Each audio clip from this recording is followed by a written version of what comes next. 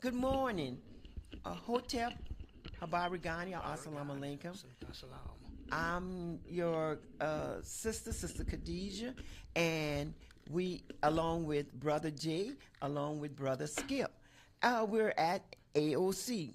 We're at AOC. And so I just wanted to let you know that this is going to be another powerful edition of the Open Line. And we want to thank everybody that participate in the Open Line. I'm going to go ahead automatically and announce my guest. To my left, which would be your right, to my left, we have Apostle Hogan. He's with Hand to Hand Combat, Street Ministry. And to his left, you have Minister and Activist Donovan Davis. And they are all out of New Iberia Parish. And we want to send a special shout out to our Iberia listeners and everything like that. A special shout out to Sister Bob. We love you, and keep on keeping on with the good work that you have always done. All right, so let's just get right up into it. Oh, let me tell you the telephone number. The telephone number, and I cannot read it that good. 337 366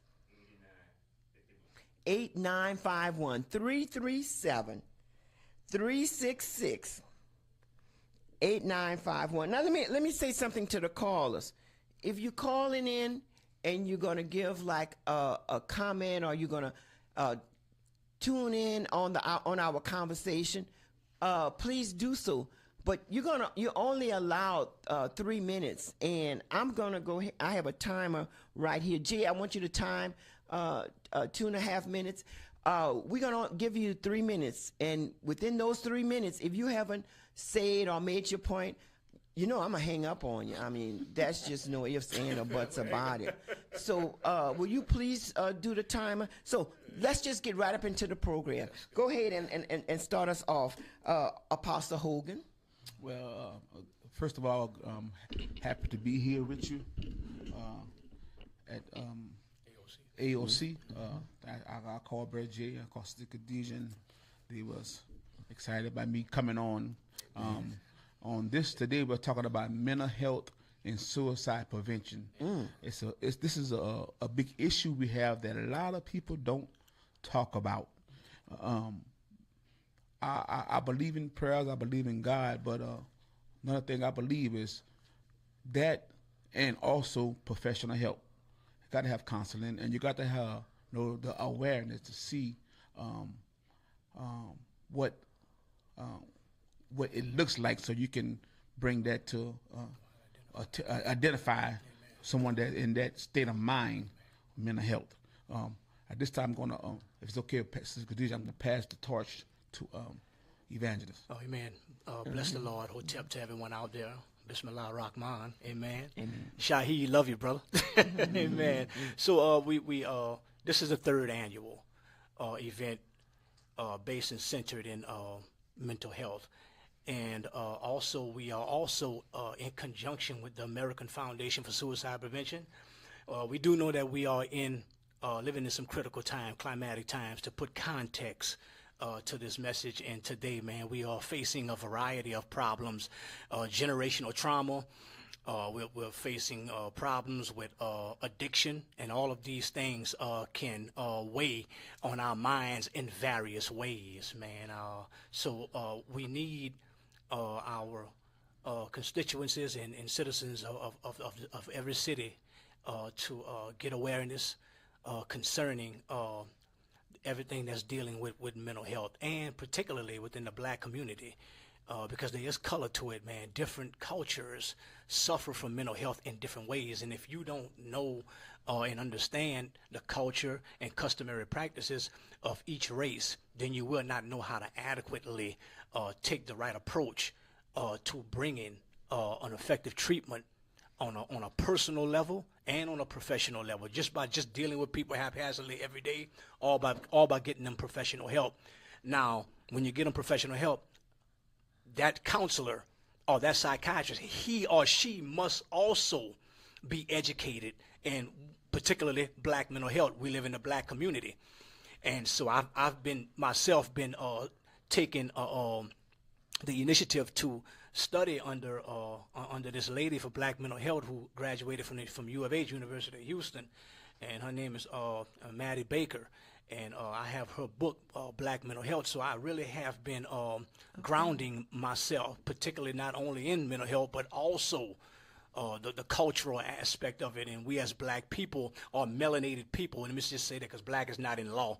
So Black is not in law. So let me just say it correctly. We as melanated people here that are of the earth, of nature itself, we have suffered a lot throughout all lands, amen. So when we understand colonialism and what was done to the African American mind, the first book comes to mind is Dr. Naeem Akbar, Chains and Images of Psychological Slavery. And whenever we verse ourselves on that, we can really take a great understanding, accurate understanding to what has happened to us as a people, and then we can be even more effective toward helping one another. And this is what initiatives like this is all about, and it's even related to our gun problem among our youth, which is just a serious epidemic at this time.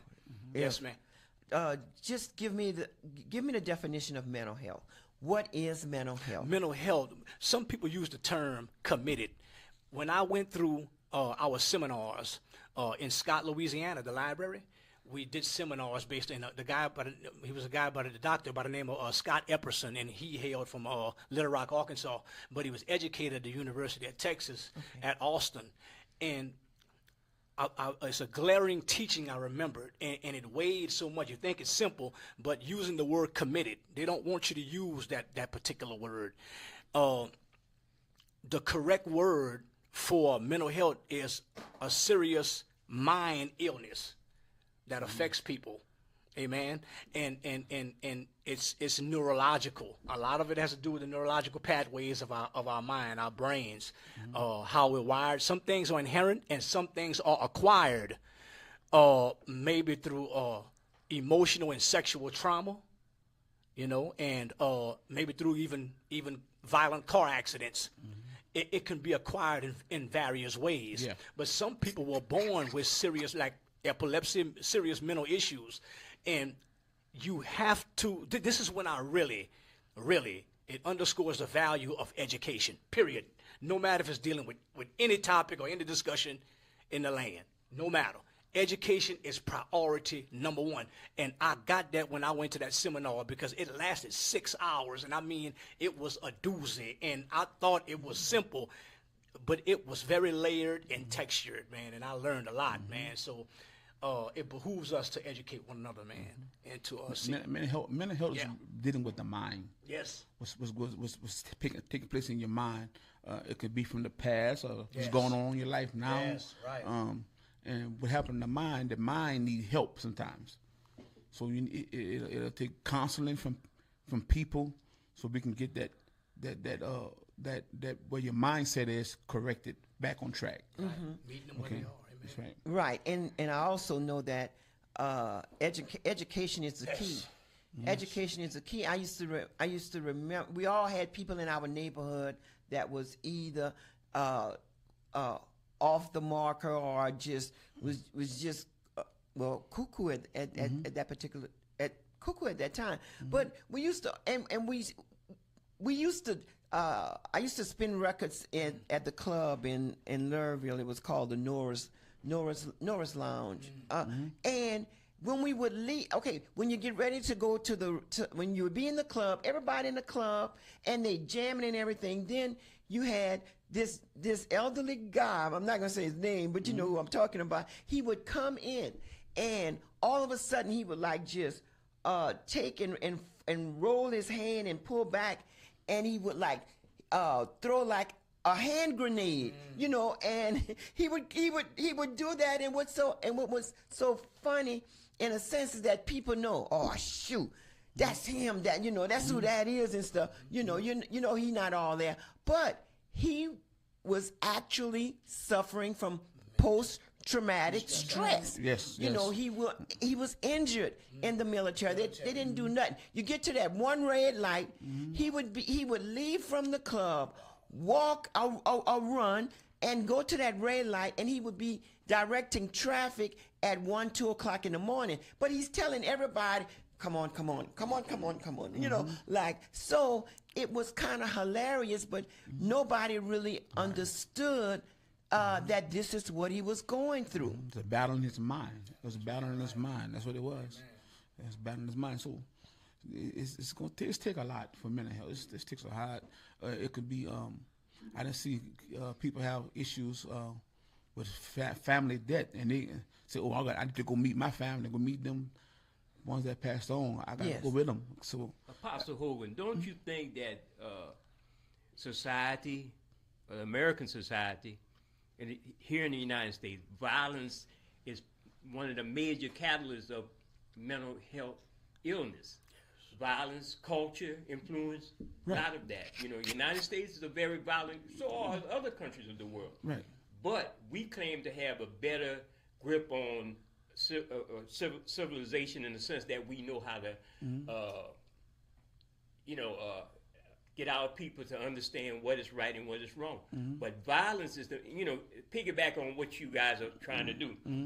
You got to address the issue of violence and where violence come from, cultural influence, the promotion of weapons in the United States. All of this stuff contributes greatly to the way people react to each other. Right. And you've seen it just this past weekend. We were talking about that, Khadijah, about the trail rides in St. Landry Parish being canceled. Right. And that's another story. We could touch on that later on now. But the violence at events. Well, Pastor Hogan. Okay, since you mentioned that, I want to say that it's always the good got to suffer for the bad. Just because these two ignorant men took and did all that shooting, you don't have the right to just go ahead and just, we're not gonna have no more trail rides. That don't make no sense. You have violence. Got violence everywhere. You got violence everywhere. And every to keep canceling events every time you have a significant situation like that, something that's traditional. That is a problem. That's another story. But the issue is with people, what we say, wilding out. And that's too. I'm old school, so I don't know if that's. But you and I have a beef. Now it's not an argument. It's not a separation. It's more like going to the gun, to the That's weapon. Right. Going to the weapon. Going to That's the right. weapon. That's right. That's right. The easiest convenience to do great harm to someone. Go ahead. Y'all could address. And that's what I wanted to ask you about hand-to-hand combat. Exactly. Explain hand-to-hand combat to me. Hand-to-hand combat is coming together as one. And trying to I'm not gonna say get rid of, because you can never get rid of the violence, you can never get rid of all the things. No. Put a limit or try to get it balanced or break it down, the crime and the murders and the mental health issues that's going on in our communities. Trying to eliminate some of these things. That's what it's gonna take us to coming together as one. Because I remember the old folks used to say, united we stand, divided we I was just trying to figure out about that. fall. Divided we fall and get tore apart. Yeah, but if we come together as one, as a people, we can eliminate some of these things that's going on in our communities. Right. That's a good concept, because I'm looking at your brace and your doctor bracelet on you, and I'm like saying, explain hand-to-hand combat. So it's mentally being knowledge. Right. With two hands, look, metaphorically, that's why we have two hands coming together. So that's a metaphor. You can see your hands physically. So when you put two hands together and you pray, you understand, it's a form of bringing the two hemispheres of the brain together. Yes. Right. Amen. And when the two hemispheres of the brain together are cooperating coherently, then you can get the fullest manifestation of the power that's within us to come out. So when two hands come together, it can also mean communities coming together. We always take the approach to take a spiritual approach to everything first. Once you take a spiritual approach, then everything else comes behind that. Yes. Right. Yeah. Hand-to-hand combat. Amen. So, people in life typically, they always take the approach to, to have emotional outbursts whenever things don't go their way in life, or they perceive that things don't go their way. Right. They get mad, they get angry, they lash out in a rage. And all of those things are dealing with a life that is not being taken care of as far as mental health is concerned, or spirituality. And so what hand-to-hand combat, being that we are a grassroots anti-violence organization, we're trying to get our professional people on a level with the grassroots people, the police department also, get them on a grassroots level where they can get educated. Need them. Amen. And also our elders and our churches can get educated also. Or whatever social. Especially pastors. Right. Pastors lead to. I know we preach God, but listen, we got to preach. Right. Mental health. Mental also got to have awareness. You need to get learned and taught on mental health. And this is where you're getting at. Yeah. You remember when Cynthia Elmer told us of the American Foundation for Suicide Prevention that some people, when you talk to them, you like particularly a pastor, a minister, a clergy, and both me and you are clergies. You know, they may talk to them, they may say, "Oh, sister or brother, you're doing bad. I'm gonna pray for you." No. You got to sit with people. You got to sit people, and you got to absorb. Listen. That's right. You got to absorb. Right. That's the first initial thing. Is to be a disciplined, creative listener. Right. And when you can listen, some people don't want you to tell them what the problem is. They just want you to sit and let them exhaust themselves of all that is happening with them. And when you can sit and when they perceive that you are understanding them, that helps them in their self-worth area. Right. You know, it helps them to be more keen. It helps them to bond with you more when you can just sit and listen and not try to offer answers. You understand? Everybody don't have all the answers. I don't care how educated you may be. We need each other to help educate one another on what's going on. And that's the gist of the dynamic that we're trying to establish in our communities. If I can say this to Khadijah. Yes. Come on, man. My godfather's name was Richard James. He completed suicide. But what happened was this: when he completed suicide, they called the police. At that time in Norbury, they had what you call ACOs, yeah. What they call them people?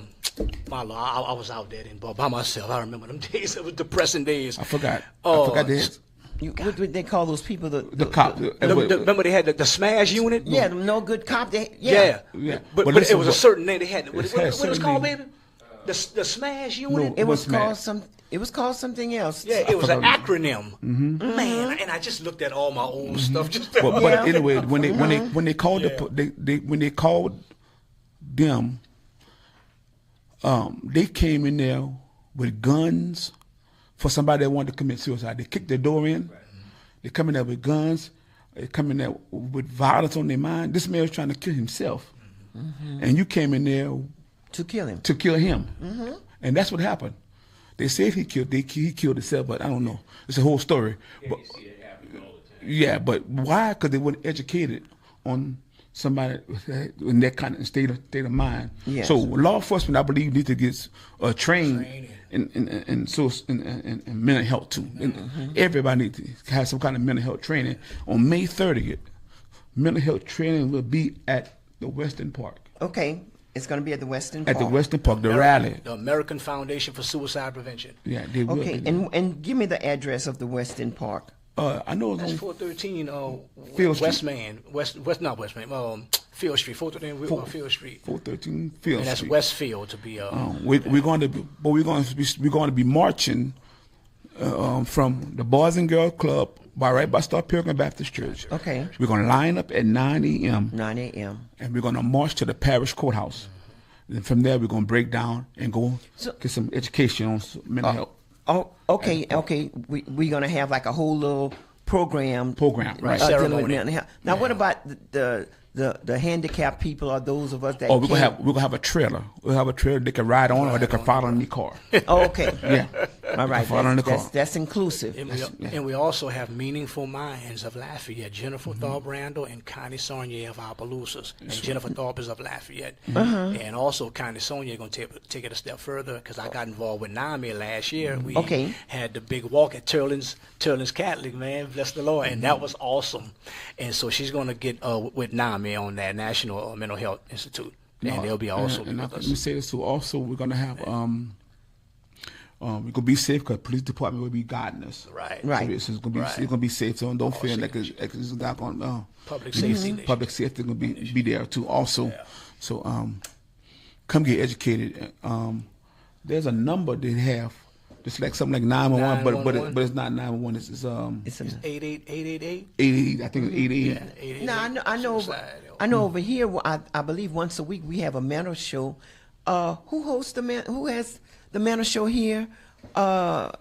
Yeah, but Insight into mental health. insight into now. Okay. Okay. Now they have their show every week, Okay. and they have on like different guest speakers and everything, and it's Bob. Yeah. Wow. Oh, okay. Okay, that's good. That's good. And we also, if you have a testimony or you've been through things, also Open mic. could be open mic for Open you to mic. come out. Come Also, Okay. open Yeah, mic. open mic. We always try to do that with our respect. Check this out. In our respective communities, Yes. even when I'm on radio, everywhere, we want people to. If anybody has an idea that they want to share, like I've reiterated in time past, I'm gonna say it again.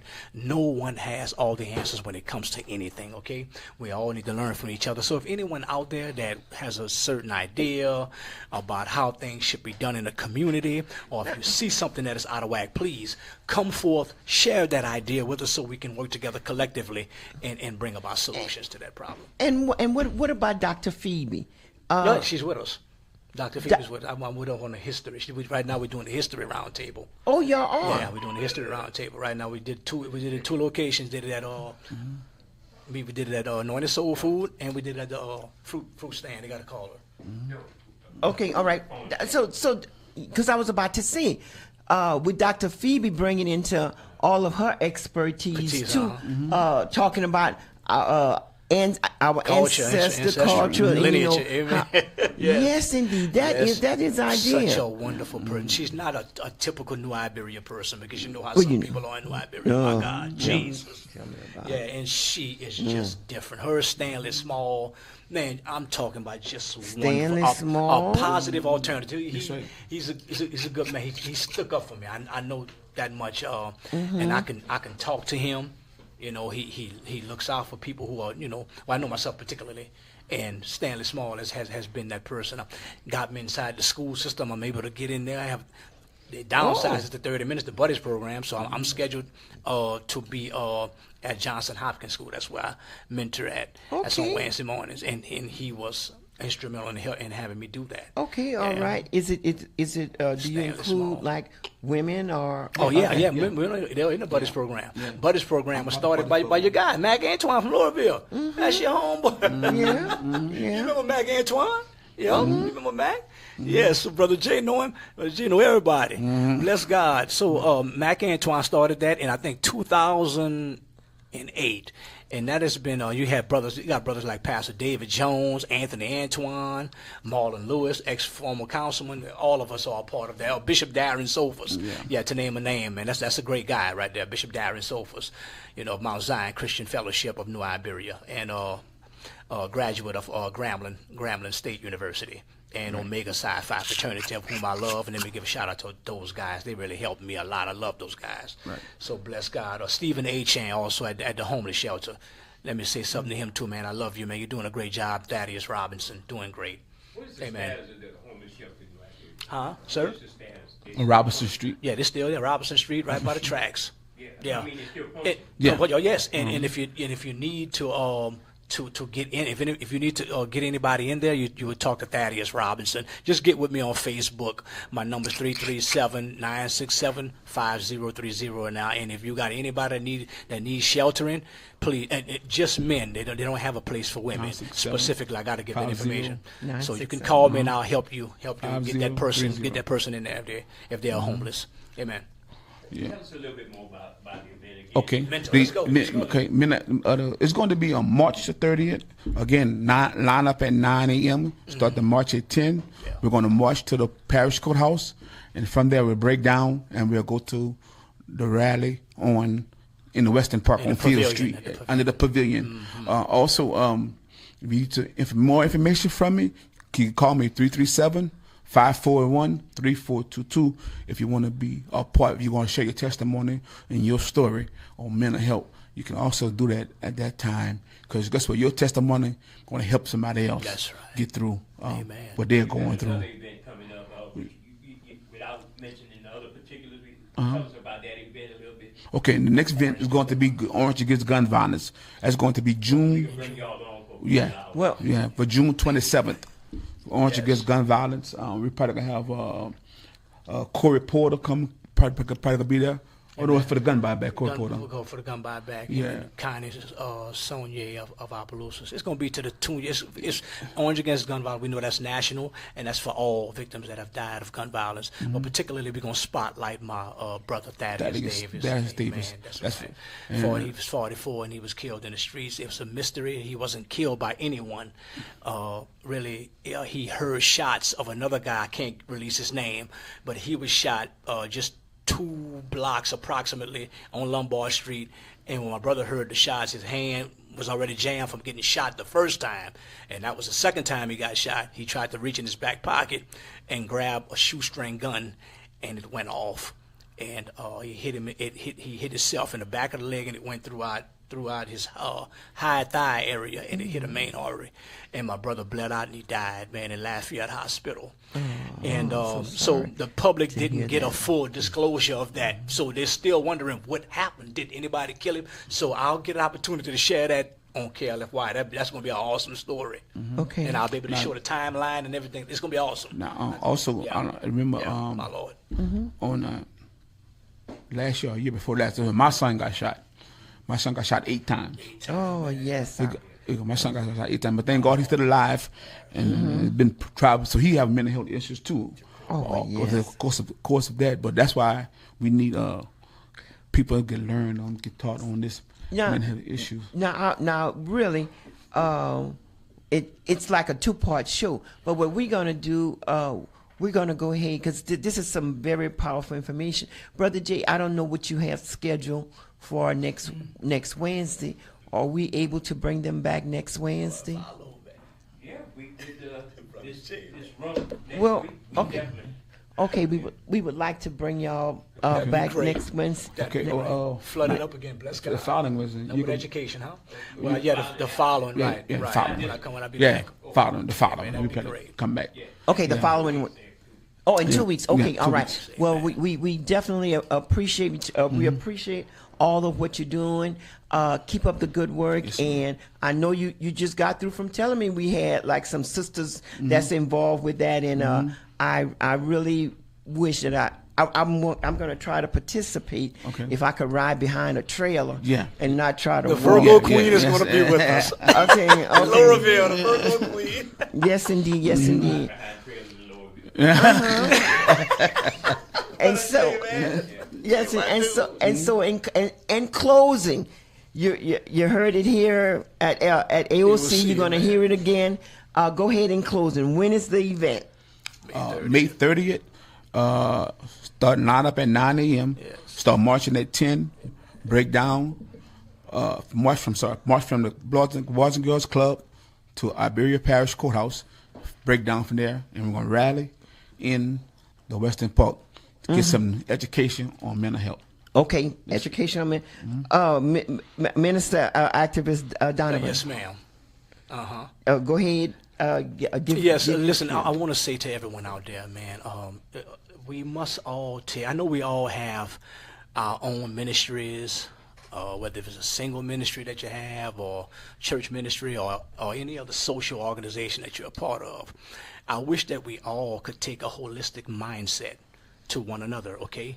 That's my dream when it comes to community, is that we all can come together, put down our differences. I don't care if you work in a different field. I don't care if I work in anti-violence, you work in mental health, or another may work in another field. I think if we all can learn to work together conservatively and collaboratively and pray and love one another, I think that will help foster greater mutual cooperation within our respective communities, and I think we can be even much more effective and powerful within our communities in shifting cultural change and uplifting our communities. Let us take that approach, okay, to learn from one another. None of us know it all. I believe in the Bible, but I also study Freemasonry, and it teaches me more and more that I know nothing, period. No matter how much I know nothing.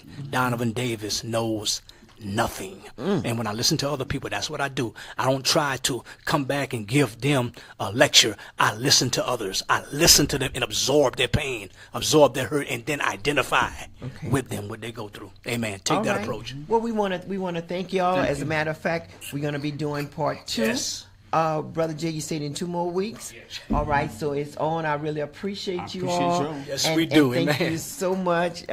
We put in for multiple airings. It's going to be aired in 5 parishes. Go ahead and name the parish, Jay. Parish. Marion, St. Martin, Iberia, Lafayette, and Acadia. Come on now. That's just I fine. mean, technically, you're only crowded, my brother. Crowley, yeah, that's okay. All right, well, thank y'all so much. Thank you. When you love Crowley. mentioned about the hand-to-hand combat, I'm like saying, man, is that physical hand-to-hand? No. And I'm seeing the I had surgery yesterday. Your surgery. Yeah, I was about to tell you Oh. to mention that so that they can pray for you. yesterday. okay, all right, well, that's totally understandable. Because I can't That's a fight. young man. That's a young man. 'Cause his dad is my classmate. You know I'm you. Oh yeah, oh yeah, oh yeah, highly. We want to thank y'all so much, and we'll just go ahead straight into transition, Brother G. Thank y'all. Thank y'all, and don't forget, we coming back. Yes, ma'am. Okay. Yes, indeed.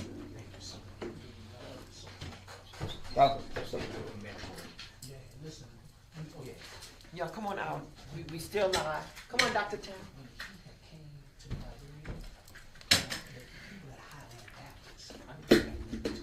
G, y'all go talk outside.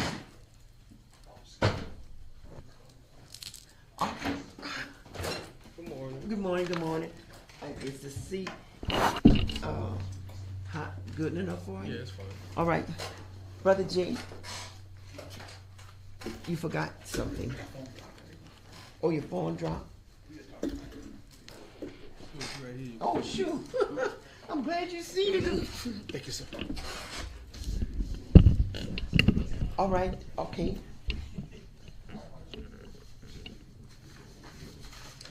We have another fantastic program, and we double book. We had no choice. It's important information that we had to get out.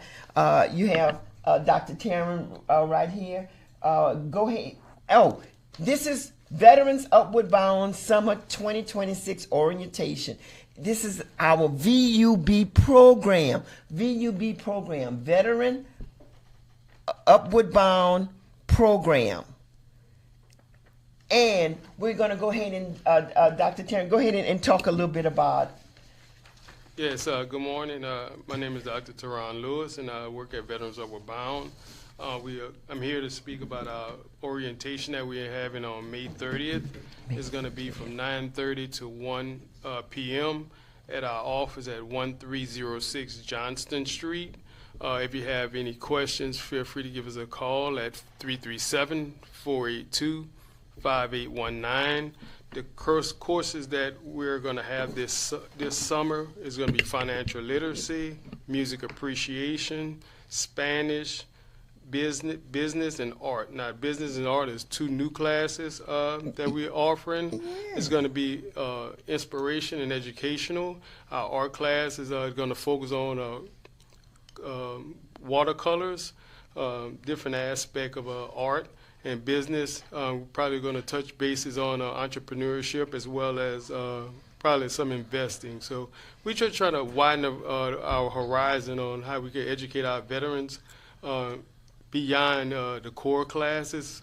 We understand that the summer is kind of a unique situation because a lot of people take vacation.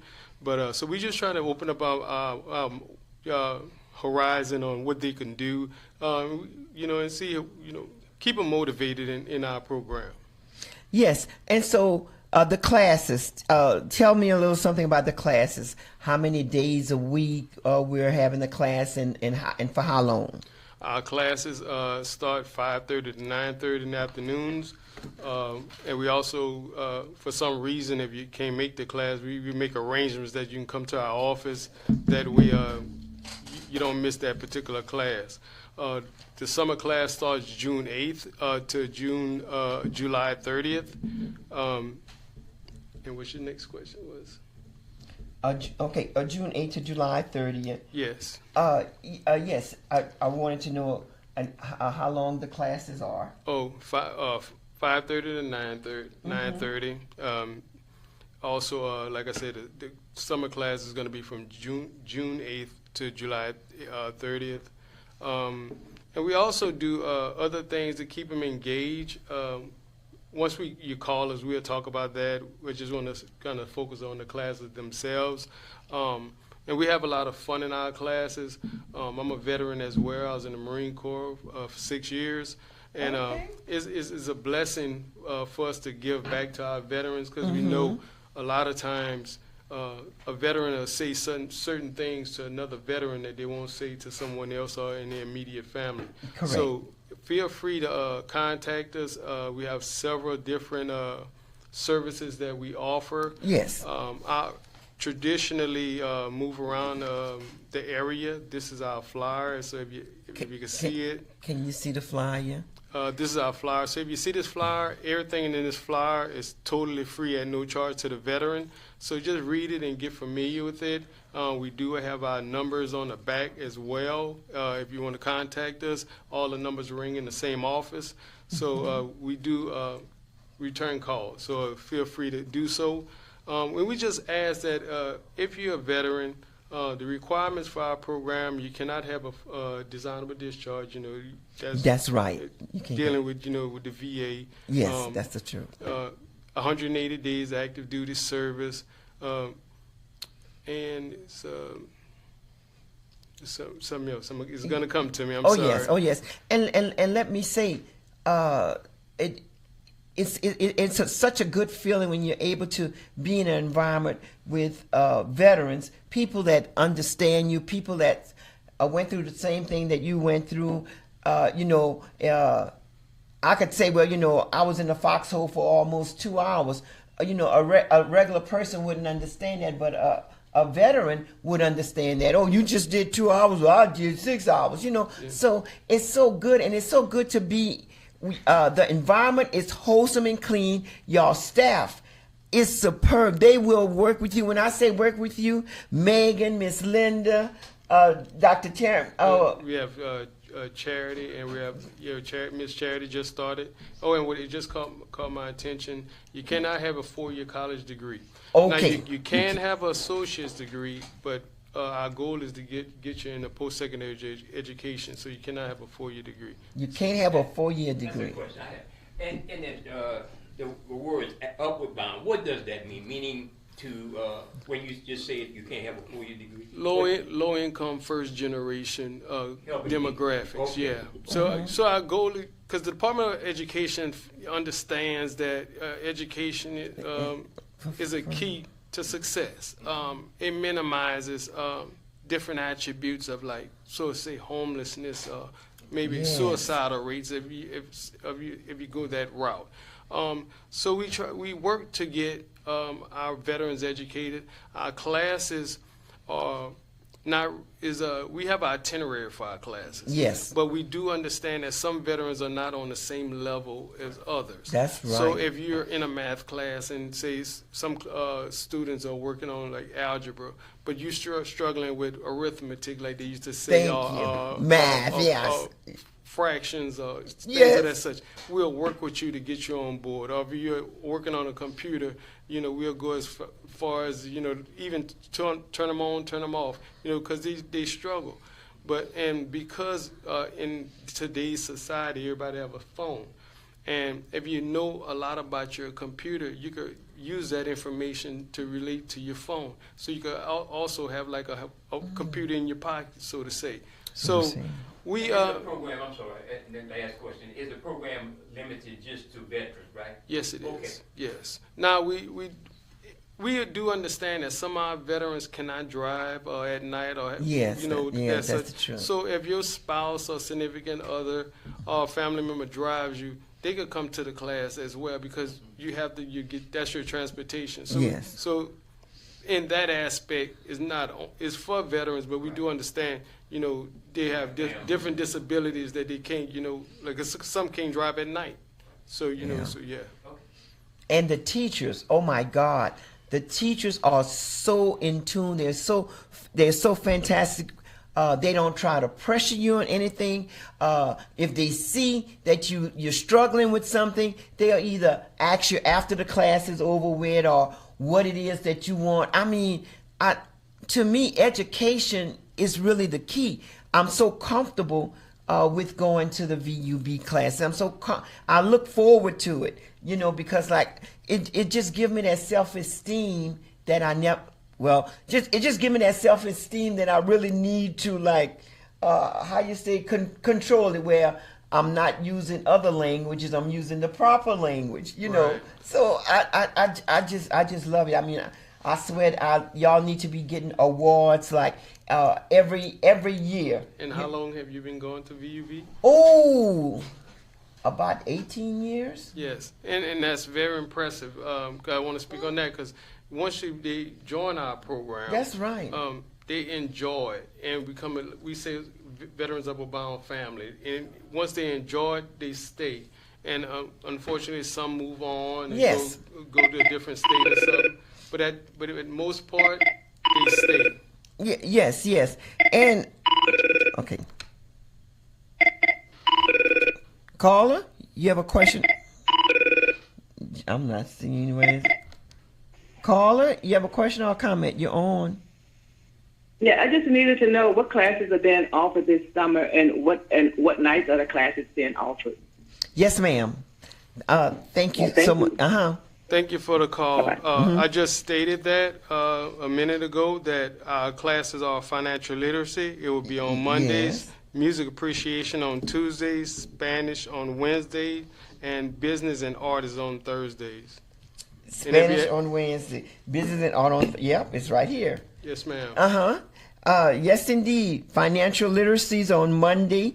Music appreciation is on Tuesday. Spanish on Wednesday. Business and art is on Thursday. Yes, correct. Okay. And then not only that, but if it's like two or three classes that you really want to commit to, you can do that. I mean, if your schedule permits that, you can do that.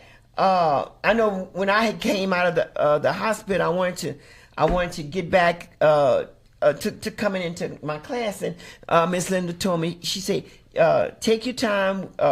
We'll go ahead and send you some, some of what's going on in the classroom and everything, and when you're ready, you could come and take it again. And I got ready, and it was like I said, it's no other program that I would give a whole 150% to than VUB, Veterans Upward Bound Program. I mean, the staff, y'all all work with us, y'all help us out. I'm doing a project on something that I've been out of school. I didn't have I probably had science like maybe about 50 years ago. So for me to be learning about the black hole, the white hole, for me to be learning about Saturns and all that, I never was exposed to that. Right. And we do ask for suggestions because some of our veterans and our participants in our program, is some educational questions and ideas that they do have. Yes. So our opportunity and the goal is to answer those questions. That way, when they come, they feel that these questions and answers were answered, and that way they understand that we're here not just for the school, but for the veteran. For example, if a veteran, we see that they hadn't came to class and they get a call from us, Yes. it's not why you didn't come to class. It's like, how are you doing? That's are the you truth. Okay. That's the so truth. So we check on their welfare as well. That's right. So, That's the truth. That is absolutely the truth. Now, we wind up, and the congressman, they need to know how important these classes are, because like say some of us that suffers from mental illness and stuff, this is a mechanism where you can go and there's no pressure on you. You don't understand something, you're comfortable with asking the teacher. I don't know what else I could say to make people understand. You have your DD 214. yes. You have to be honorable. Well, you don't have to be honorable because they're different. Yeah. You cannot have a dishonorable because you got other than honorable. You're right. Yes. You're right. Other in medical. Okay, let me get to this call, and we'll go right back to that. Caller, you have a question or comment? You're on.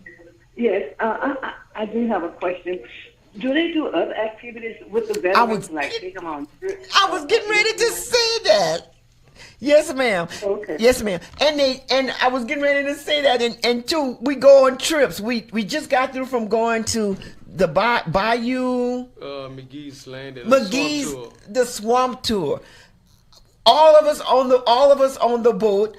I mean, we had like a little bit of refreshment. You're seeing alligators. Now, even though we from this area, don't necessarily mean we're gonna see no alligators. But yeah, but you seen that. But then let's go to the trip in New Orleans. The museum. World War II museum. We went to Houston to the baseball game. We took Yes. Took them to Moody Gardens. So we take a lot of different trips, within means, of course, Yes, we had means. Means and distance, as well as this. 'Cause, Yeah. Being at the university is so many, we just got approved for overnight, but some areas we can, and Yes. some we can't go. But we just try to break up the monotony of just being in the classroom and build that rapport with us as the staff, as well as with the participants, to let them know we do care about you as a person, not just you coming to a classroom, sitting in the classroom. That's right. And some of your first experiences, it's like I never attended a Buccaneers. That's what it's called. What's that? You remember that big old large store? Bucky's. Bucky's. Yes. That's my first time doing a Bucky's, and come to find out, we're gonna have one right here in April. Maybe.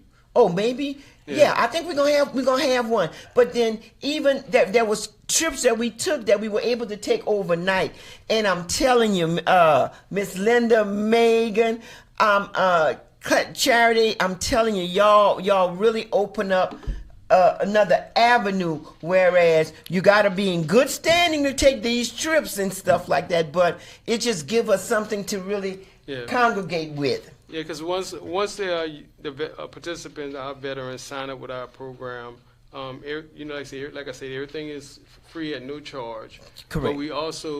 But to go on these trips, you have to attend the class. That's right. That makes sense. So class is only one time a week.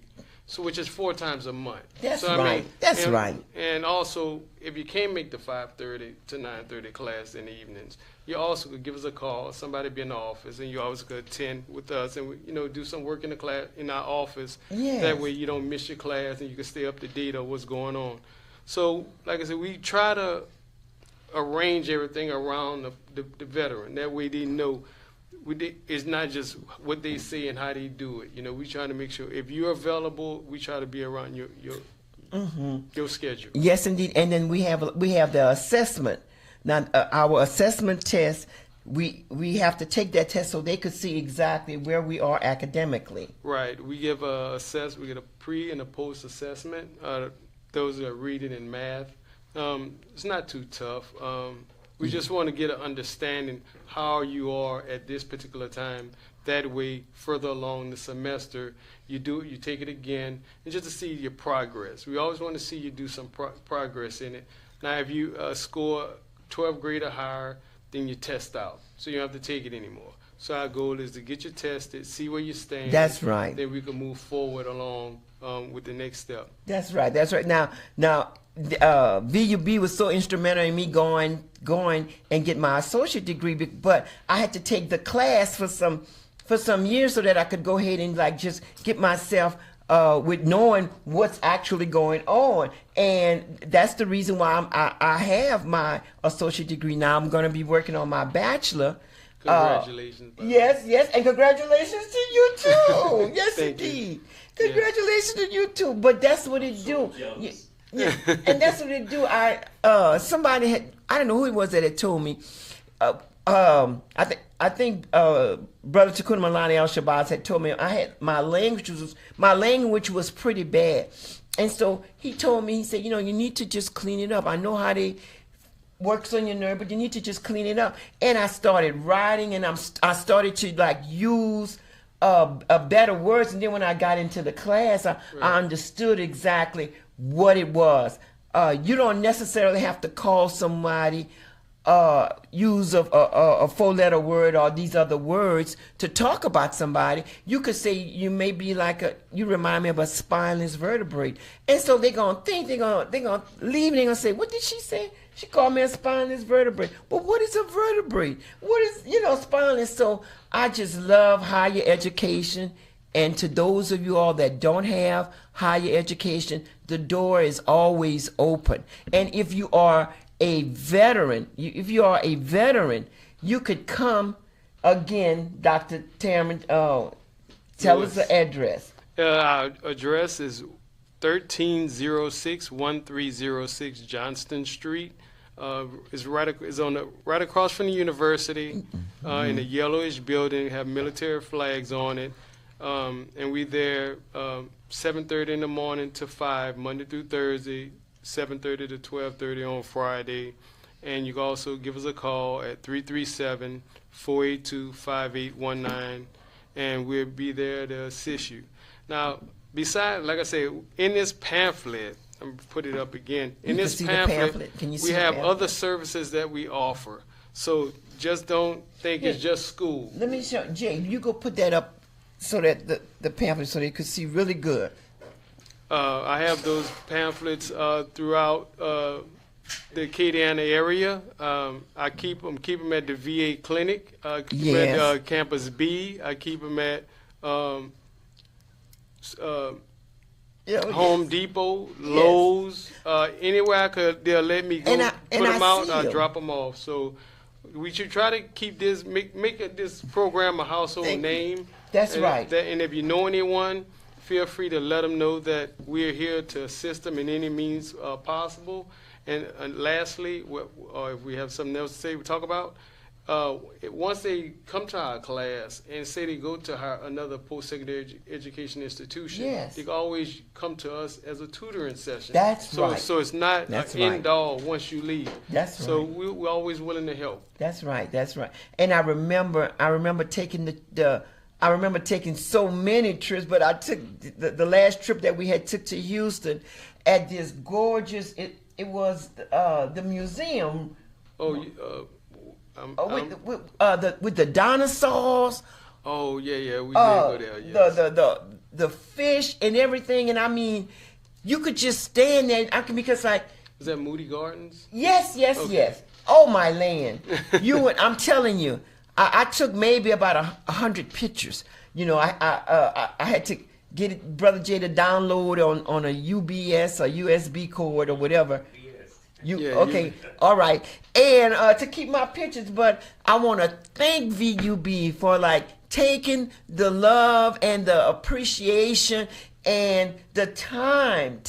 I've had every teacher that have taught in the VUB class, and every one of them would get an A+ or higher. That's just how good it is, and I'm not telling you nothing as a commercial. I'm telling you something from experience. Yes, indeed, experience. I appreciate it, and we try to do what we can do that way, just to keep them happy and motivated, and let them feel that we're here not only as an organization but personal. That's right. That's a lot of my veterans that's in.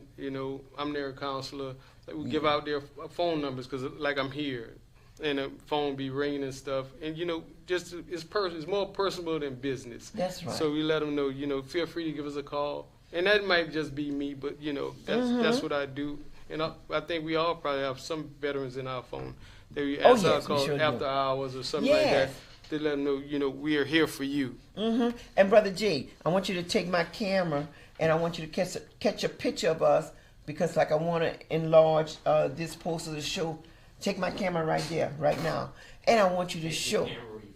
Yes, Get the mic out the way. Look. This is important. Look, you got one. I got one.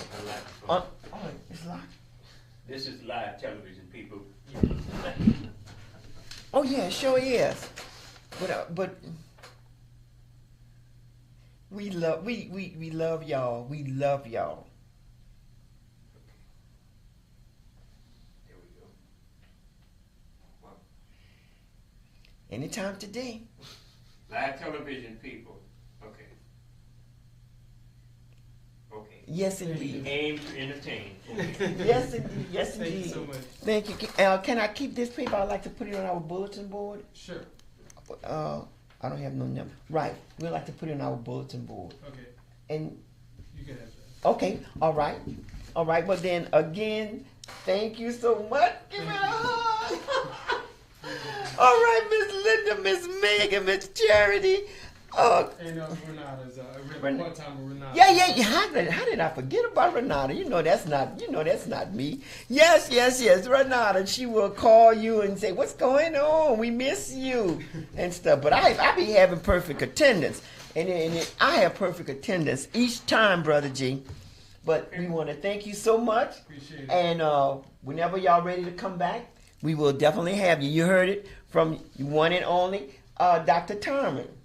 Thank you very much. Yes. Okay. All right. This is live. We're gonna put in a bulletin board right there. If you want a mango, you could have one. Oh, I'm good. Oh, all right. Stop selling on television. No, I say have. Oh, I thought you said buy. No. All right. No, you didn't. You didn't. And it's USB, Sister Khadijah. Okay. Getting back to our general back and forth forward. banter we have over the years on the Open Line Radio Show. I'm Brother Jay. She's been calling on in the background. She's worked. We never had to work so hard when we do in studio program and broadcast. Yes. With Sister Khadijah, we're gonna have to work hard. Even Brother Skip. Oh yeah, and then not only that, but wherever I'm at, you got people coming up. Hey, Sister Khadijah, we miss you and Brother Jay. We miss you and Brother Jay. Where y'all at? What y'all doing and stuff? I say, well, Brother Jay trying to Skype somewhere. Skype. Nobody uses Skype. Oh, Skype is what's the dead in the water. Oh, okay. We see what you see. I don't. It's okay. Spot podcast. That's what it is. And you, okay, people who don't watching you this dare show, go there, Jay. You from Laurelville? Can I say where you're from? Oh, you You're said it, surrounded bro. by alligators. how in the hell you never saw an alligator? Come on, now that was really weird, man. Well, because I never went to the bayou. Sure. Okay, yeah. So let's just go ahead. Let's just get right down to business part. Okay. Yeah, for those who regular watchers, we are normally on from 9 to 11 Central Standard Time, and we are broadcasting on AOC Community Media. Please consider becoming a member. Please support AOC Community Media. If you have a show idea, you have a program, you have an entertainment idea, this is the place to be. Memberships are always being taken here at AOC. Now, with that said, and not only Khadijah, that, but they have like several different offices that's available. If you want to go ahead and do a live studio program, all you got to do is just go in the other room and you do the live studio. If you want to do like a podcast, this is the podcast room. If you want to go ahead and do clean up your work in the computer area, you can do that. If you want to go ahead and do clean rap, the music play. Clean rap, the music place. You could do that. If you need to have a meeting, you just get in touch and you stay in touch and you stay in touch with William or Skip, and you could go and have a meeting place right there. So look at the advantages. I mean, summer is right here. You got to give them children something more to do than just go ahead and play roadblock on the tablets and stuff like that. Give them something intellectual. Let them understand what color balance is. Let them understand how to just work a camera. Get white balance, me. I never could get the white balance. Oh, well, not. I mean, some of us got bad eyesight. The cameras have changed in so many years from the time. Well, yeah, well, we we need some new cameras. We need some new equipment as we speak. We need some new. I love the PTZ cameras. Okay, well, all right, then that's what you have. Yeah.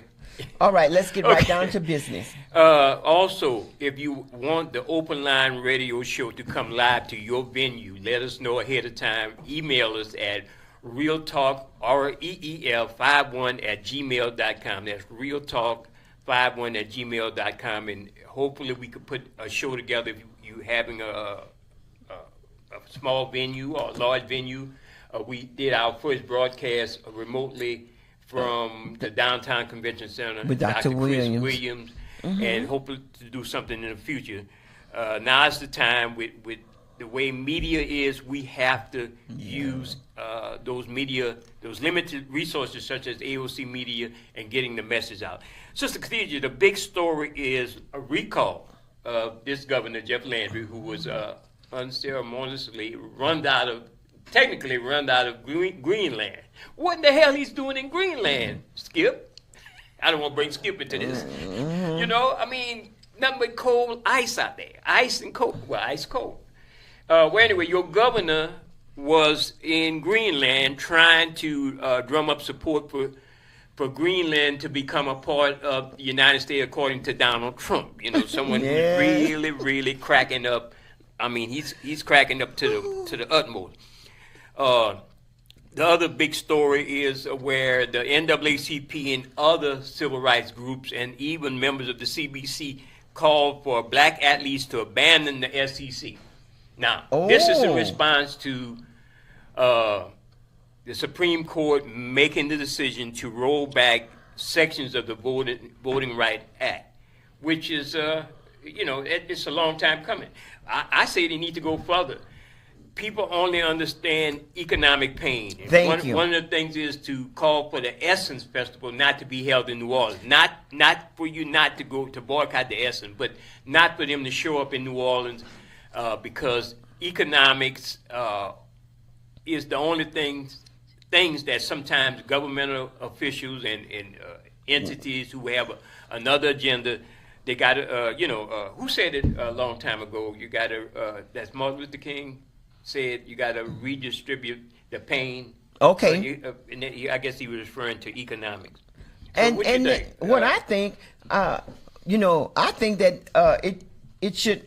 I'm not sure exactly what the SEC is. SEC Southeastern Conference football. Okay, so you the got your football- big teams. I mean, it's a big. I mean, they done gerrymandered all the teams now to give them an advantage. The Super League, I call it. Okay. You got LSU. You got Mississippi, Kentucky, Florida State. You got teams that was in the other conference in Texas now joining the SEC, and they make tons of money.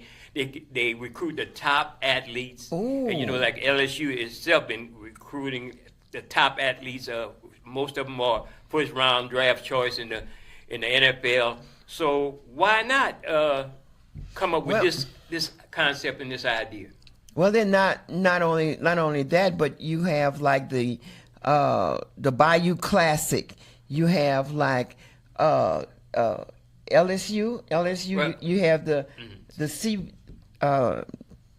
word, the Cajun Dome here, and everything like that. I think that would be like a really, really good concept. But what wind up happening is that some of these players, they're actually getting paid to play, right? Are they getting paid they to got play? a new agreement about the use of names of athletes for sporting good companies and other contracts. That's another story in a sense. And the thing is, with this is because in response to what the legislation that the state of Louisiana under this administration, not the others, Jeff Landry, Liz Morrell, Nancy Landry has come up with, all of them from Lafayette, mind you, all of these people who are actually pushing a lot of, and I would say, as a black person, anti-black legislation that will in the long run hurt us when it comes to our voting right. And even other programs, We got this caller. Yeah. Caller, you're on. You have a question or comment? Yes, good morning. I want you to elaborate on that Jeff Landry in Greenland. Yes. Well, first of all, I'm going to talk about the recall that y'all think that's going to happen. It's we got not a gonna 34 convicted federal felon as a president, and the biggest thing that we don't understand is we still following this government that has not only disrespected us by letting a convicted felon run, who had charges And we still playing in it. And you're talking about the so-called NAACP and all these black caucuses and all this. They're playing the game like the government want them to. It's up to us, the people. And like I said, Jay, I heard you say you want us to hold back on everything, which we can do that if all of us get on the same team and stop following these indoctrinated people.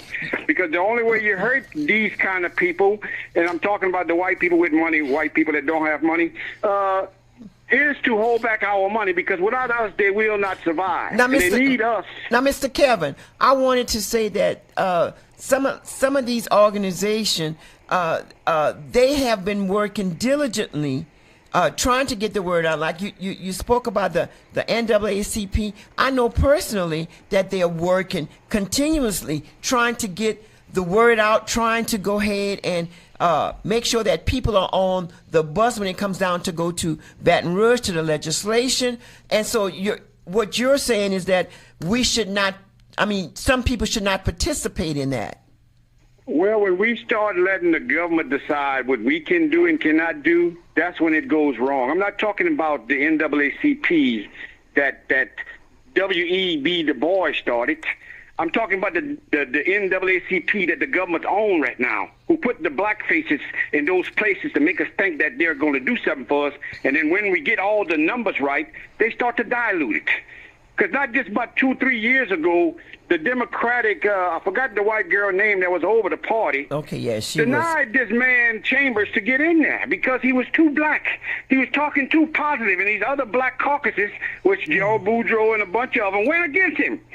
So all I'm saying is that we got a couple of black people in places that shouldn't be there, and they only there to make sure us as black people don't get democracy. And this is why I talk about these kind of organizations, because we are the only culture of people in this country that always need somebody to govern them. Everybody else got their own government, except black people. We always got to be under somebody. Like we can't govern ourselves, and we got the most indoctrinated, educated black people that have more degrees than these white people who got PE degrees. And yet still, we still can't understand until we start governing ourselves and telling this government who lives off of us, it's up to us to run our own lives in our own communities, in our own children, to tell them what they need to learn and what we want them to learn. Not about European history, not about their kind of economics that always stealing from our kind of economics. We can govern ourselves, black people. And I don't knock these clubs, Sister Khadijah. I'm always talking about them because it doesn't make sense to have this much indoctrination in education, which you say you love higher learning. Well, why all this higher learning that we can't understand? We getting played by a system that enslave us, and we still want to be under them. We still want them to, so say, govern us. They always making rules to exclude us, and we always begging for inclusion under the same people who does the same thing to us. The Democratic Party, the Republican Party, this government does not want us to succeed. Because none of these things that we have acquired with their higher learning, let me replay, with their higher learning, is showing us how to be under them, not under us. We are being trained to be entrepreneurs, not entrepreneurs. That's a big difference. And I'm not knocking the black kids that go to college. But what's going to happen when they graduate? AI and took over everything. They don't have no kind of skills. Didn't Joe Biden say before he got out he wanted black people to go back to skills because he didn't need no more indoctrinated people? So make all that make sense if we got some with our higher learning, if we want to be higher in the learning. So all these clubs and politicians I talk about that you be protecting, Sister Khadijah, I listen to them. I follow them. I go do their research on them. I don't just take their word because I'm tired of their word and them lying to us as black people who are the most supported people in this government, because without us, there wouldn't be a democracy for white people. Yeah, yes, and Mr. Because we fight for everything that don't belong to us. And Mr. Kevin, it's not that I'm trying to protect them. There's a ways to disclose information. I know what's going on behind the scenes sometimes, and I know what's going on in front of the scenes. So I know some people they are really sincere in doing what they're doing. And you do have a point when you're saying that some of them they're complacent and they have got us in a lot of mess that we're in. I'll agree with that. However, and I know you said that you went to higher learning so you can translate some of your words from being not as critical, you said? Yes. Well, I don't do that. I'm telling you what's in the street. I'm telling you what's in our lives. And when you start editing the way we are and our struggle, then we're hurting our own self. You used to be like that, Sister Khadijah. You used to tell it how it was, not change your word. The people in the street knew what word you was using because they felt the word you said. Now, when you're using all these indoctrinated terms with spineless and all that, I can tell you a million words that say the same thing in the street. And the black people that's in the struggle understand what I'm saying. And I'm not going to change my language. I'm not going to change my dress code to be a patriot of the country that don't even support us. So you can do what you do, but you cannot tell somebody else who in the street who do the research on these black politicians and these so-called black caucuses. And what about the I white? will tell the truth. What about the white politician? I'm not worried about the white because they are hurting right now. Trump is showing them they were niggas to the government too. So I'm not worried about what the white people are doing. They always vote against their own interests to try to hurt us. And what we do, we vote to help everybody except us. So I am just tired of that. I'm old now. And I'm not going to let my grandchildren see the stuff I allowed. Let me repeat that word. I allowed to let myself see because I didn't want to hurt no black people who was telling us how I feel it. No, it's time for them to feel what I'm feeling. And our children don't need to be going through all what they're going through because of a system that don't want them to learn about the civilization that they come from and how civilized we were before they put us in cages to try to make us animals. Yeah, and Mr. Kevin, and now they got this system like this. And Mr. Kevin, when do your show come on? My show will be on tomorrow, and I say if you don't want to know the truth, please don't watch this show. Because I will tell it the way it go. I'm not indoctrinated. I'm educated with common sense to tell you what word that the street should be hearing, not this indoctrination. Okay, and what time, Mr. Kevin? 5:30 tomorrow morning. Not tomorrow morning. 5:30 tomorrow afternoon. You can catch it Saturday afternoon and Sunday. Okay, all right. But y'all keep talking the truth and stop editing everything to make other people feel a part of something. We are the only culture that have had this country kept alive, because if it wouldn't be for black people, white people I'm talking to, y'all wouldn't have y'all freedoms that y'all now seeing y'all don't have because of the man y'all just voted in. And it's under this government, under Republican or Democrat. It doesn't matter who you vote for. If you're not voting in your interest, you are losing out. And thank you, Sister Khadijah, for not hanging up. But people are waking up, and we are tired of this. Yes, sir. And go learn your First Amendment, black people. We're in this Constitution, freedom of speech. You got to learn that. That's how these white folks get away with all the stuff they say about us.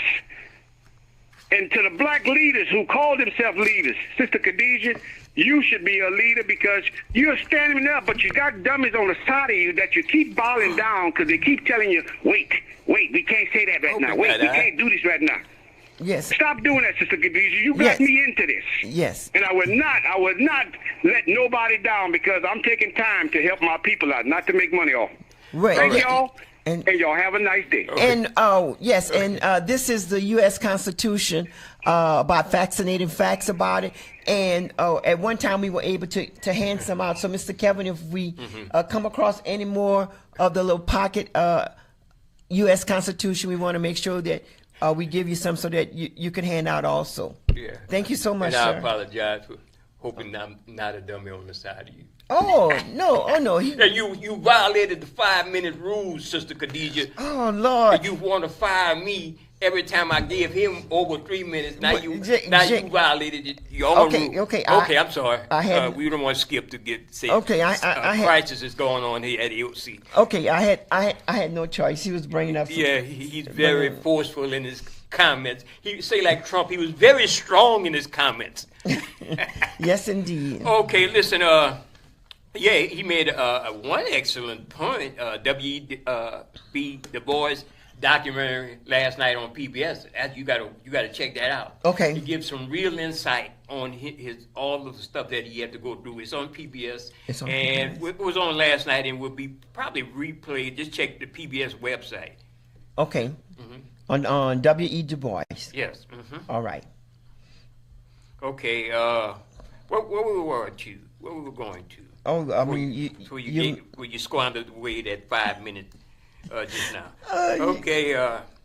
We were talking about the athletes, and let me tell you, even before this whole issue with the voting right, the issue of the athletes who are bringing in tons and tons of money for schools like LSU, Sister Khadijah, that issue right there should have been some leverage to educate these young people on the power of what they're worth. For years and years and years, coaches, college coaches, Division I schools made a whole lot of money with the top athletes that you could recruit around the United States. And granted that in this age where the political forces of Donald Trump had been influencing college coaches such as the idiot from Alabama, what's his name? That senator from Alabama. I don't even know how he coached the team to win some games. Well, he's a United States senator from Alabama. I'm gonna think of his name. That just shows you how much he's a non, Well, he exploited a lot of athletes in the sense that he gets elected in Congress and he's anti those same athletes that he was helping him get the name. The senator from Alabama. Not the wrestler? No. Because they had one that was a wrestler, right? No, we're not talking about the wrestler. Okay. All right. I also remember. Remember when Kaepernick, when he had took a knee for the playing of the song "My Country Tears of Thee." Remember when he took that knee? He took that knee in defense of all of the blacks that were killed under those lyrics. If you listen to the lyrics, it started with George Floyd. The whole George Floyd situation. That's what it started with. George Floyd. When they put the knee to George Floyd, when that imbecile police officer kept him down, and nobody was able to stop him, and he killed that innocent man like that. Anyway, the coaches, and I used to follow the teams he coached. Tommy Tuberville. This guy right here who seems to know nothing about military or anything else. He actually rode off the back of the athletes, the top athlete he recruited, but yet he has gained popularity as a coach from Alabama, and he don't know nothing of nothing. No. Okay. Caller, I'm sorry. You have a question or comment you're on? Yeah, I just wanted to mention, this is Brother Darrell Muhammad. It's Senator Tuberville. Yes. Senator Tuberville. Yes. And really, in truth, the coach at LSU, I believe, is a big time Trump supporter, a big time conservative, and all of that. So they will use you to get to where they need to go, but it doesn't mean they love you, and that's the whole point. We have a coach who's the mayor president in Baton Rouge. Right. And just because you are around black people, that doesn't mean you love black people. And we really need to get that, some of us, through our thick skulls, But y'all keep doing what you're doing and love what you do. Oh, Brother Darrell, I wanted to ask you what you thought about the last comment that hypocrite made. The last comment that the hypocrite made, I just tuned in. Well, no, I'm talking about Trump. I'm talking about Trump. How he's taken he sued the treasurer government, and then for $10 billion. Well, he dropped that and he said, well, now he just want to fund the people that were wrong, the January 6 boys. Yes. He want to give them, or anybody who was unfairly prosecuted or investigated. Yeah. What do you think about? I think that it's rewarding white criminality as usual. White criminality gets rewarded. White criminality gets paid, and they try to criminalize us, and they reward white criminality. It's straight up racism. I saw that, to where he's going to set up a fund to make sure that all the people that looked out for him or crashed the Capitol. But if it had been some Latinos or some black folks, they would have had 50 caliber bullets mowing everybody down. Yes, or had the electric chair given to them. Absolutely. Well, you know what? I don't know if they would have gotten to court. I don't know if they would have gotten that far. You're right. To be honest with you, yeah, you're right. Because we can't even move. Sometimes when we say something in court, they end up gagging us, taping up our mouth, tasing us while we're at trial in front of the judge. That happens to black people who are actually in court. We get beat half to death. So it's no justice. And Trump is only trying to reward those people who aided in the insurrection. That's exactly correct. That's exactly correct. I also seen a segment where this old white man had called a black woman the N-word, and then you had another really outstanding black man that came to him and another black woman and say, you say the N-word again, and I'm gonna help you to taste my ancestors. I seen that yesterday. That was in what parish that was? that was in Texas. I'm sorry, that was in Texas. That was Cornell X and the sister you seen Dr. it? Matthews from Houston. You seen it, Brother Darrell? Yeah, I saw that as well. But this N-word stuff, some of which we played on the Community Defender, they're just letting out. It's a climate. It's not that they haven't always felt this way, but there is a climate that allows them to be free, to feel free, to say the N-word, to let their hatred go. And them bottling it up, it has them stressed out. So they're really just being themselves. And so I want black people to realize this. This is how they feel. I'm going to tell you this story right quick. A guy I used to work with years ago, this was maybe 30-something years ago, probably 36 years ago. And on the way home from work, he said something to me. He said, white people that I see, this was a white guy.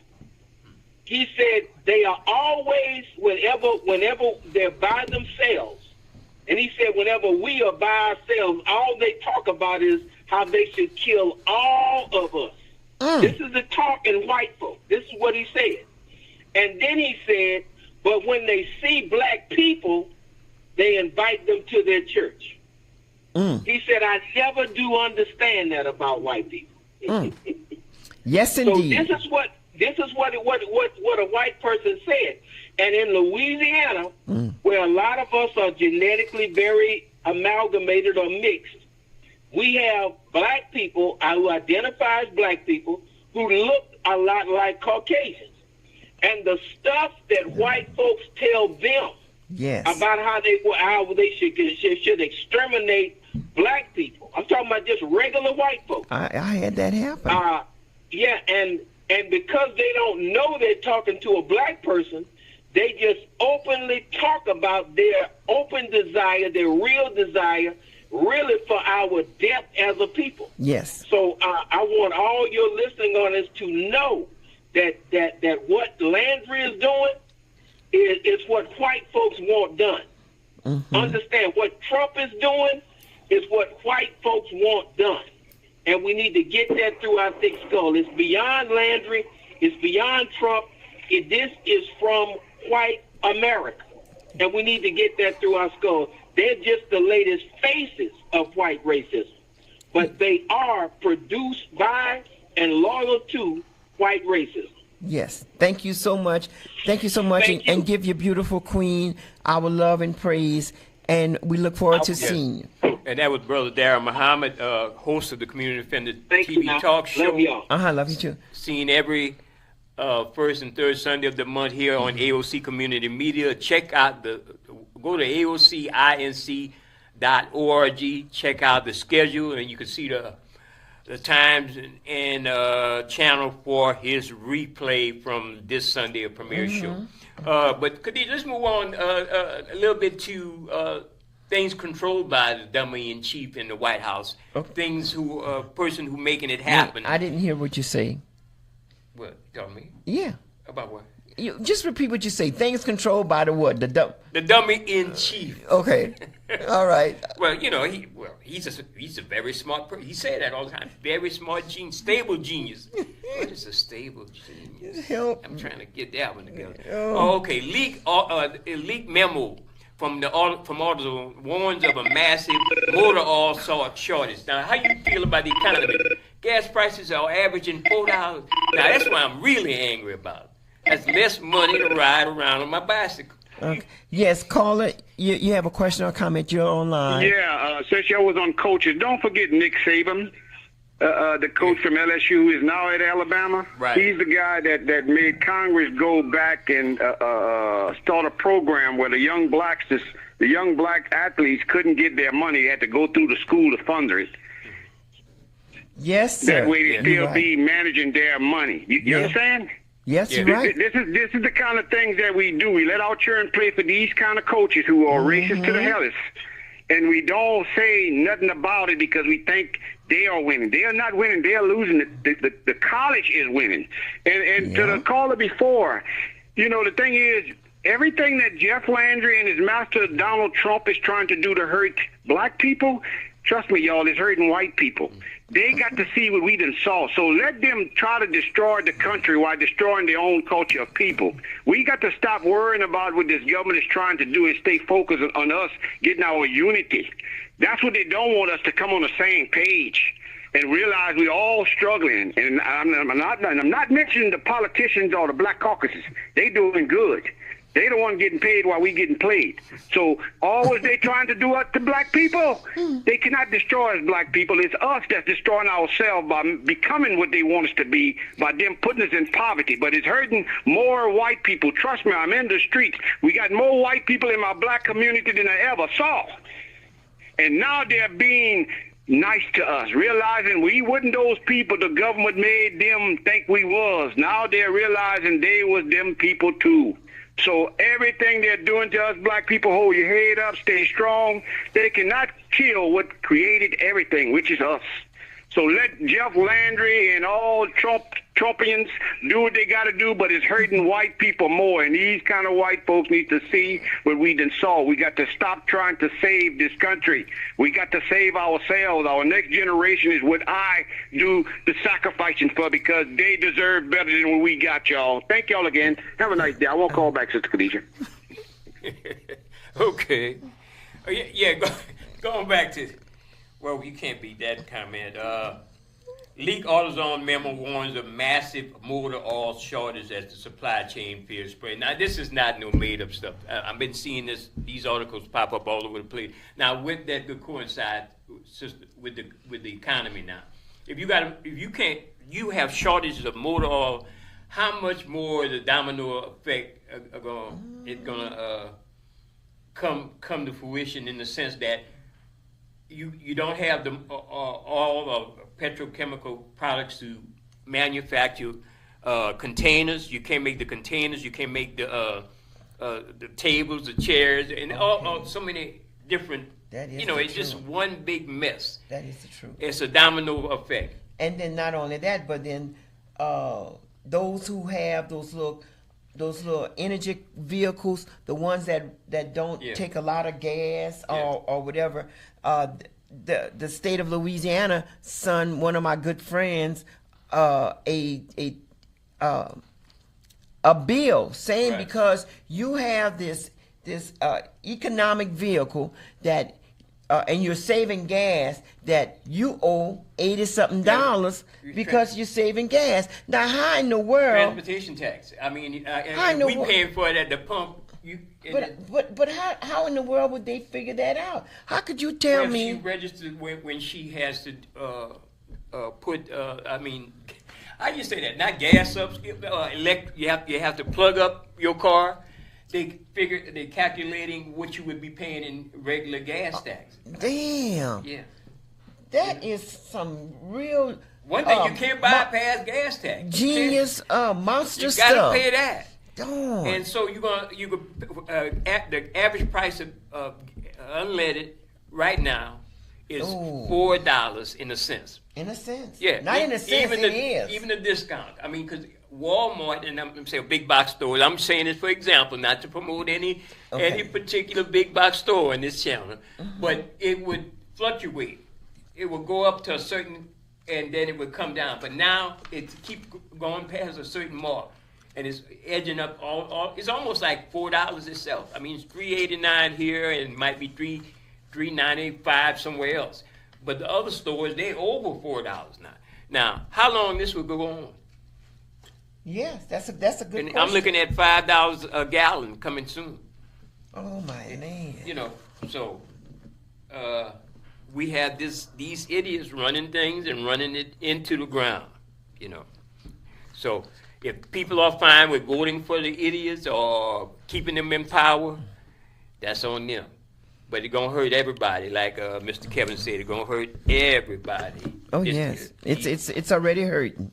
It's already hurting. It's already hurting. You won't be able to buy a bicycle now, since you're keen on bicycles. You ever thought about that, Sister Khadijah? Well, to the point where you're gonna have to park your car and ride a bicycle. Mm-hmm. And then at least the bicycles that they have, some of them got a motor, so you got to put all in the motor. Yeah, they got more motors on bicycles running around all these little cities, man. What happened back in the day when we tried that, man? The cops was arresting you, saying you have to have a license. Mm-hmm. You have to have this. Now people running around on these things. That's how bad it is. You know, somebody could get hurt real bad. I just tell you, they got to pass some kind of legislation on that if they really want. Because I almost hit somebody one day. Okay. All right. This is a live segment. You could reach us at 337 366. I can't read the number. You got any 8951. Info on a recall, Sister Khadijah? No, I thought it disappeared. Okay.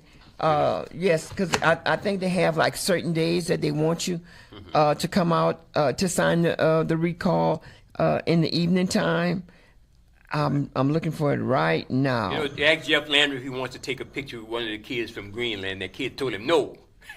I mean, straight up told him no. He didn't want to take a picture. You're not a celebrity. Okay. You're not a celebrity. I mean, this is some St. Martinville celebrity that went to Greenland, right? And the purpose is that they wanna own Greenland for what? Well, some influence peddling on behalf of two ways. You know, he want to be like a Trump-like person that maybe Trump could endorse him on something, and then the other one is that they want to have some influence on Greenland where they could integrate into their government and control, I guess, to have more sway with taking over Greenland. I guess that's what it is. All right. Well, I see right here that the recall is every second Thursday from 6:30 to 8:30 at the Lafayette Consolidated Government, first floor conference room, 705 West University Avenue. 705 West University Avenue. And they say get in touch with Matthew Humphrey. Matthew Humphrey. Wish they had a number for him, but they say every second Thursday. This stuff needs to be going on every day, 7 days a week. Right. Okay. All right. So there's a mixed group of people. It's not just black. It's white. It's yes. People are upset with the way Jeff Landry is running this state. Right. And you stated that the reason why he wanted Greenland. Well, on behalf of Trump, Donald Trump. Okay. He's doing two things. He's trying to pull sway for the government of the United States. He's also trying to endear himself to Trump. You know, maybe he might I'm hoping he get a cabinet appointment and he's gone. You know, I'm hoping. I'd be proud to see someone from St. Martinville made it in the Trump administration. And I would like to also say thanks. I mean, former mayor of St. Martinville, Mayor Melinda. She did a good showing as much as possible in the city of St. Martinville.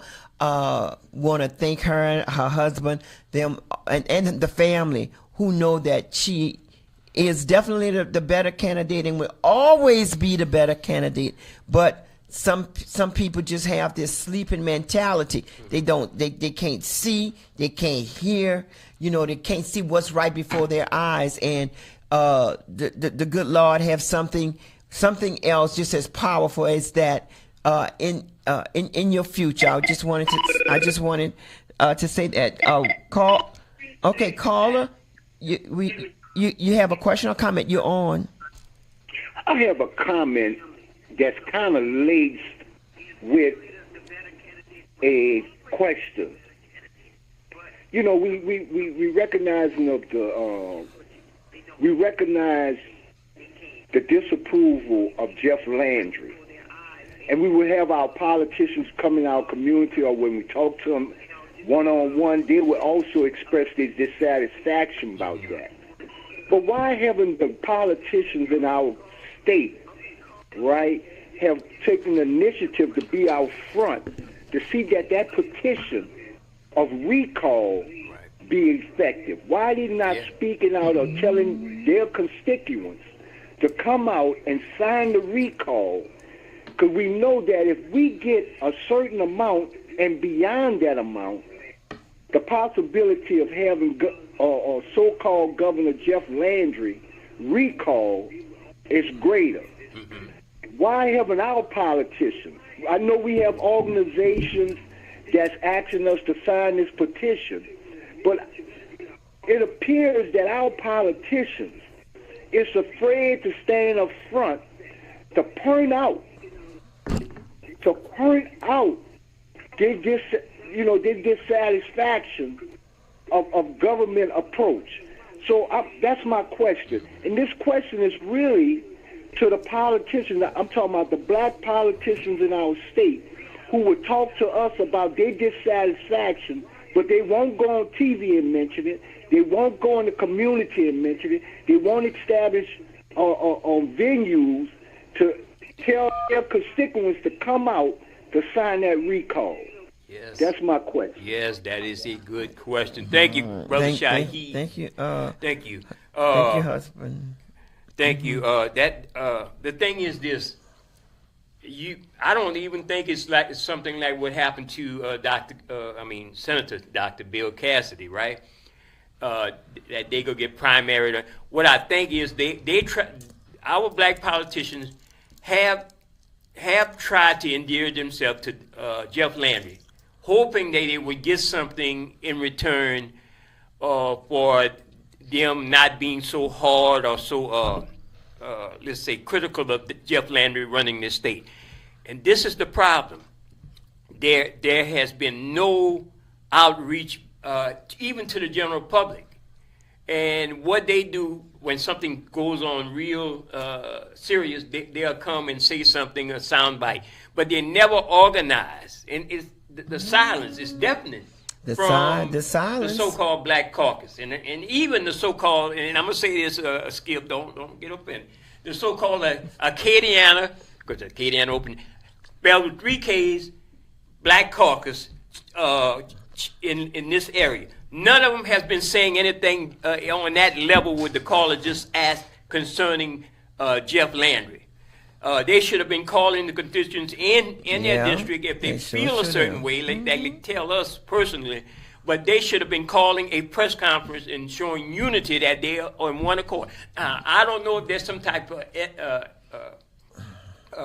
ethics violation if they would call for his recall. But I see the National Black Caucus, they down for. We just had Jeffries, Speaker of the House. A minority speaker, call for what we call the boycott of black athletes going to these SEC schools. So why can't these black caucus members here in the so-called Acadiana area, and then you got a community liaison person who works for Mayor Blanco. Oh, Lord. Why is he not coming and Miss talking Claudia. to the people who are concerned about the way the Republicans or conservatives or the MAGA crowd is running this state? The concerns, because let me tell you something, Republicans and or the MAGA or whoever, they are only as strong as the people that uphold them. Uh-huh. You know, so if you got Jeff Landry, you got Blake Miguez, you got Bilio, pronouncing Boulay. yeah, from New Iberia. You got them upholding the Yeah, MAGA that's- agenda. that's the truth. Well, they are part of it. And And- then you got Mayor Blanco not saying that is wrong, that her party is doing away her party, not her party per se, but the people in her party, the leaders in her party are pushing anti-voting. Liz Morrell is from Lafayette. She's from New Orleans, grew up in Lafayette. Nancy Landry is from Lafayette. Yes, that's right. Jeff Landry, Kevin Roberts, head of the Heritage Foundation, who wrote Project 2025. They're all from Lafayette. So we should have the same equal pushback from the so-called, again, Acadiana delegation, the Black Caucus people, pushing back against this agenda. But we don't hear nothing from none of the elected officials. Mr. What's his name in New Iberia? Brian, the state representative, Brian from New Iberia. We don't hear. Joke. We don't hear Mr. The Boudreaux people.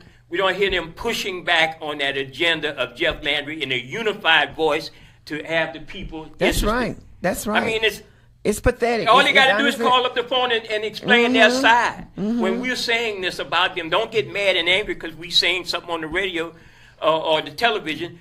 Why don't you call in and tell us why your position, why you're afraid to say something? These people are doing irreparable harm to our community when it comes to voting rights, reversing all the blood, sweat, and tears on the Selma Bridge and other places, and you not saying anything. Not saying anything. And what upset me a whole lot, whenever Kathleen Boulay, Blanco Boulay, whenever she comes around, they're like right next to her, like she Mother Teresa. I gotta protect Mother Teresa. You had on the I show gotta protect on the Mother. open line at the studios. You wanna go there? You wanna go there? And you had me put down a new rug. Well, welcome back. Yes, I told on Sister Khadijah with the new rug. That was not the issue. It was talking about couldn't wait to what do was that. I couldn't wait to do that. what was coming up, and you Brother better Shaheed gonna get me on that. Thank God for God, that's for sure. But yes, I mean, it's something is just not right now. This other lady, I can't think of her name offhand, but then she was like running against Kathleen Boulay, Blanco Boulay.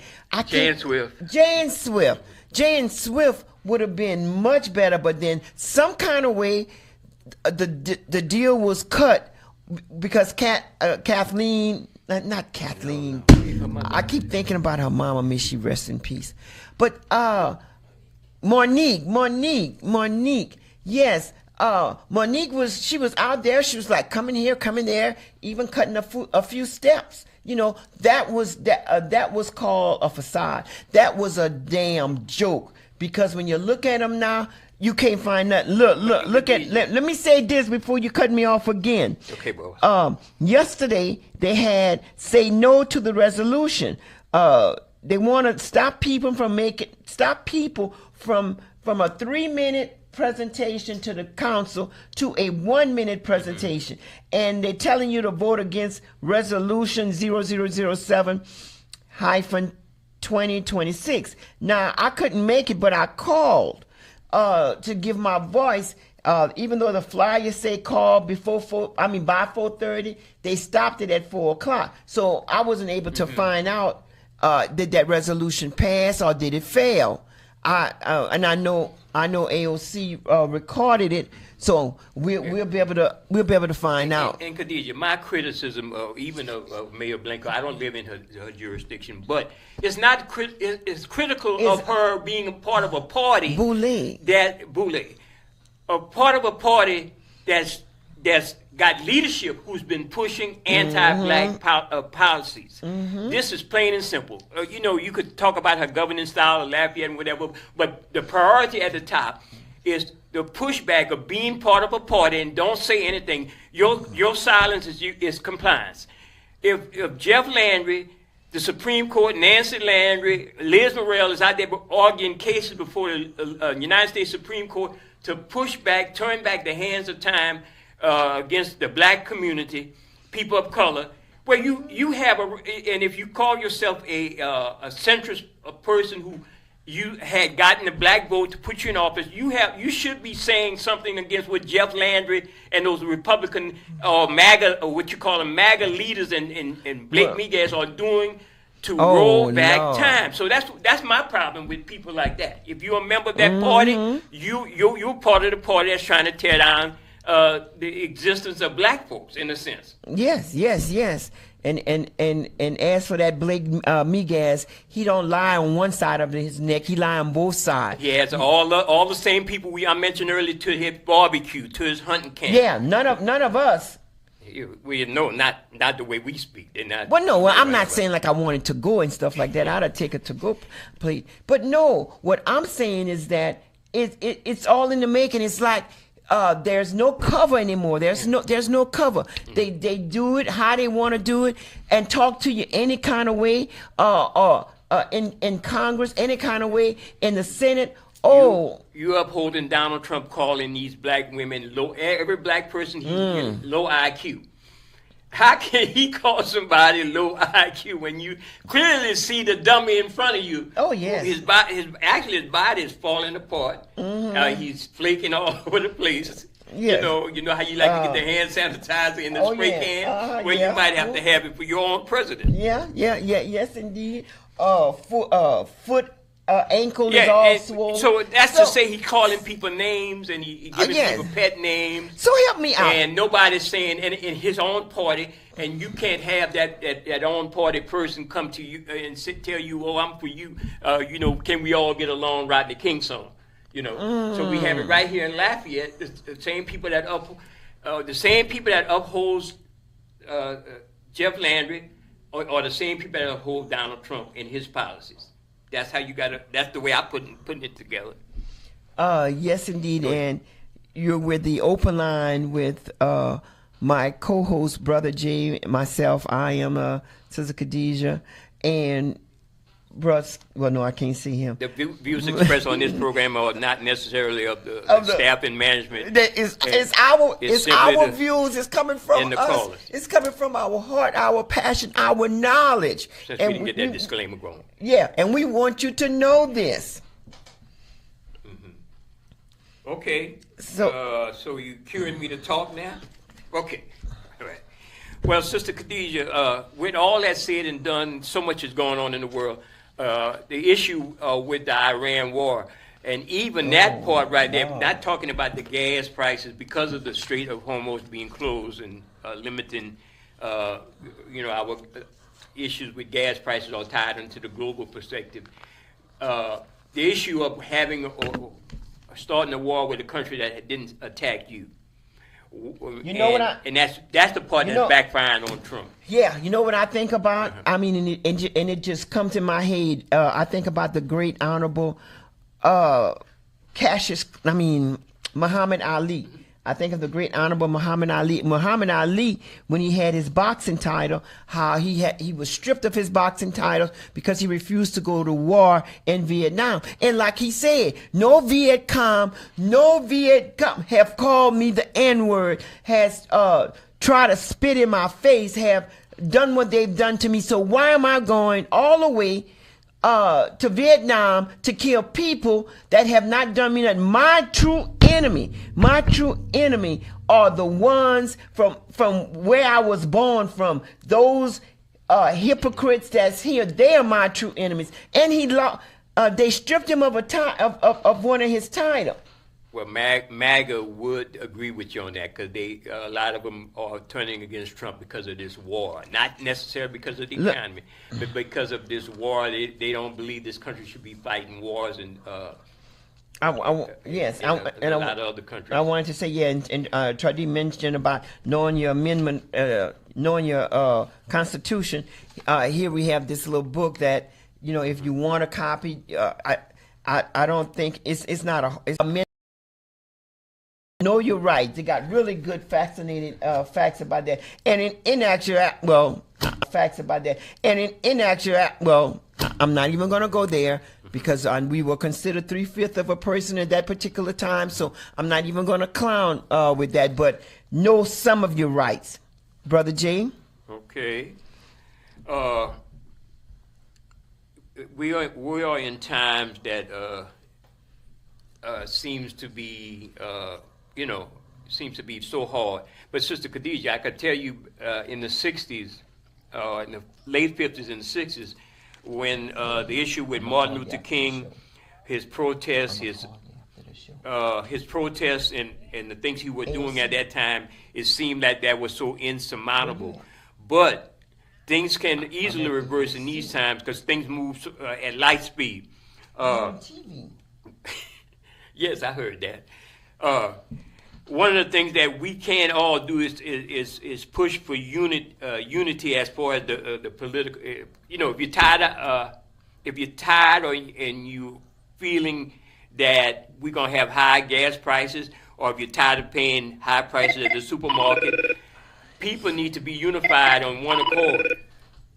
By the way, that option for public comment. It's council. Okay, it didn't pass. Okay. Thank God. Caller, you have a question or comment?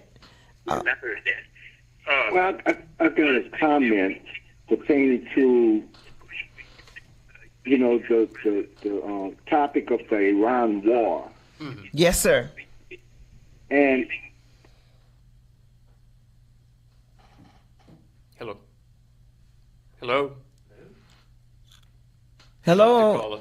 Yeah, call it. You have to call right back right now, because we get off at 11:30, huh, G? Yes. Yes, caller, go ahead. Caller, you have a question or comment? Go ahead. Yes. I noticed that you all brought up the topic on the Iran war, and a lot of times we have to make a distinction on the sentiments or the emotions or the rationale between white folk and black folk. Yeah, call it. You have to call right back, right? Go ahead. We're listening. You need to turn down your TV. Oh, okay. Yes, ma'am. And, when I noticed that when America go into war with another country, they will use the collective. They will collectively use the term "we." Yeah. They will collectively use the term "we."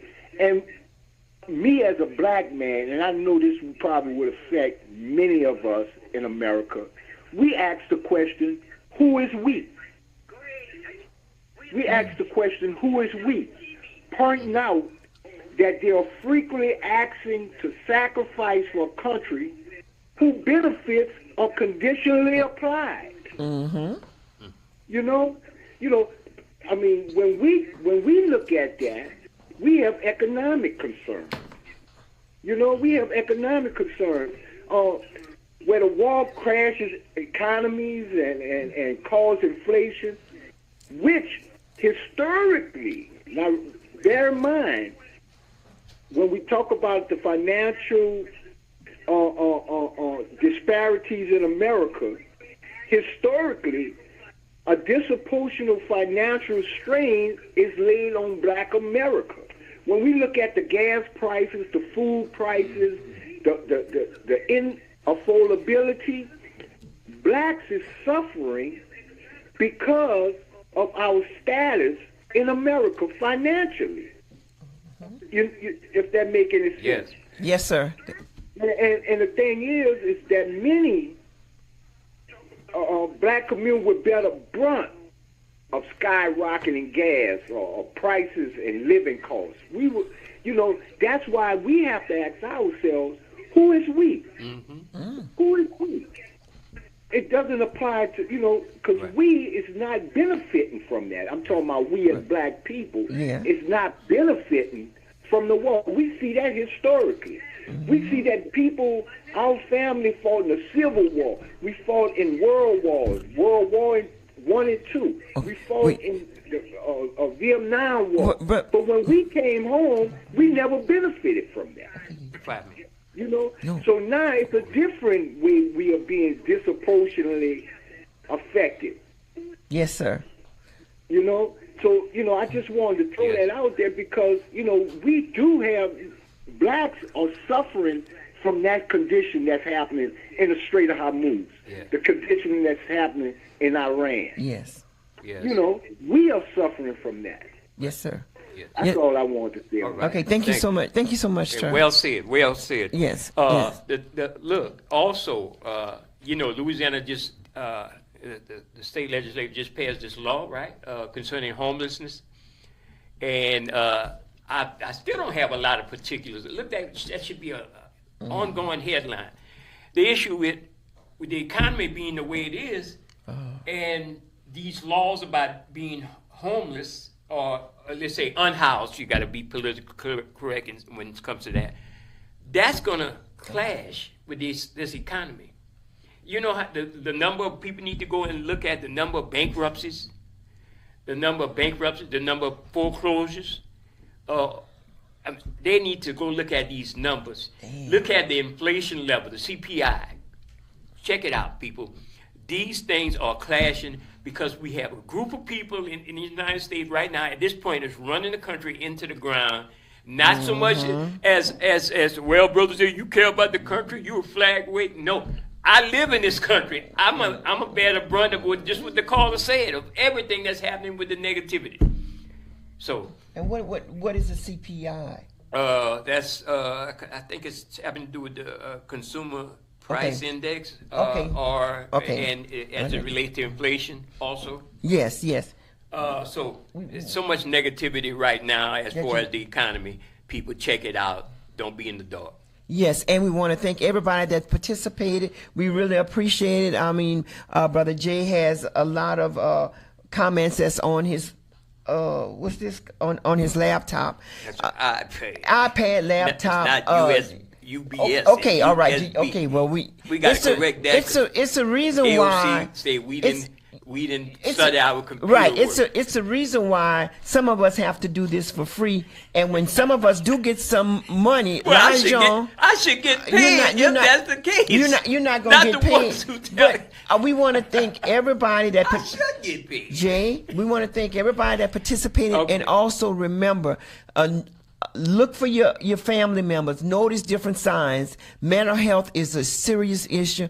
Mental health is here, and we need to be able to know about mental health. Don't forget Veterans Upward Bound summer orientation is Saturday, May 30th. Saturday, May 30th at the VUB office, 1306 Johnson Street. And we're going to go ahead and close right now. And people, learn how to respect each other. Stop all that. Open line next Wednesday. 9 to 11, Real Talk, 9:30 to 11:30 Tuesday. Mm-hmm. Okay.